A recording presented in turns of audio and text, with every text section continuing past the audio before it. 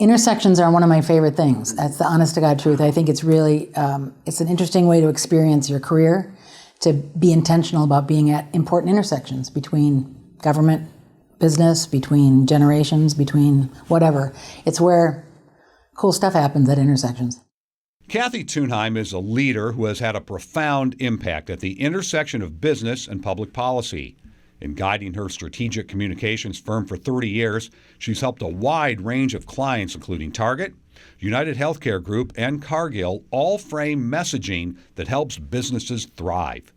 But her career path has been filled with surprising turns. I'm incredibly grateful for the opportunities that I've been given, but yeah, you wouldn't have planned it quite the way I did it, probably. Kathy grew up in Northfield, one of 5 siblings and the daughter of educators.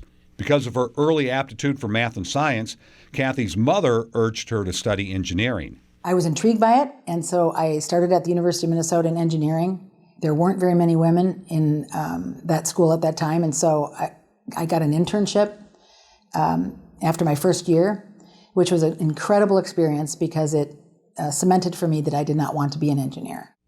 Throughout college, Kathy also interned for Governor Wendell Anderson, and that sparked an interest in both public policy and the power of communications. You know, you have an opportunity to intersect with people of real vision and people who have big ambitions for the state.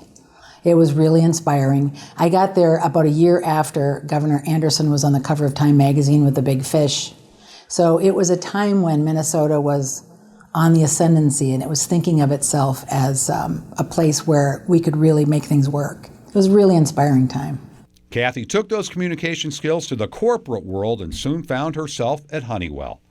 So my first 2 years at Honeywell were in a very kind of rarefied air of helping organize and accomplish a really major corporate restructuring. Interesting. So again, fire hose in my face, learning opportunity. I'm at another one of those intersections, and a great opportunity to learn about corporate life and about the power of communications and how important communications is for businesses to be successful. Eventually, she and 4 colleagues left to start a communications agency of their own with Honeywell as their first client. My intention was to stay for a couple years and then go back to corporate life. I love big corporate life.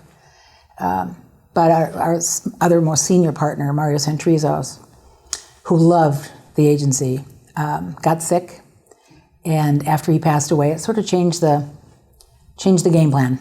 But she loved the work and constantly evolving challenges. I think our success has a lot to do with the fact that we watch the horizon and we think about what those waves are, and we try to be ready to evolve to the next evolution of what it means to be in the consulting business. So we built a public affairs practice when that seemed to make sense. We built a digital practice when it seemed to make sense. So I'm extremely proud of the team that's here and the resiliency they've had. In 2008, Kathy turned over day-to-day agency operations to John Blackshaw, but she remains actively involved with the team and several clients. She also maintains an ambitious schedule of civic work, which has been core to her entire career. From the Itasca Project and Greater MSP to the Super Bowl Host Committee and the Minova Global Health Summit, Kathy is devoted to initiatives that shine a light on Minnesota's strength. What I'm excited about is a more equitable future.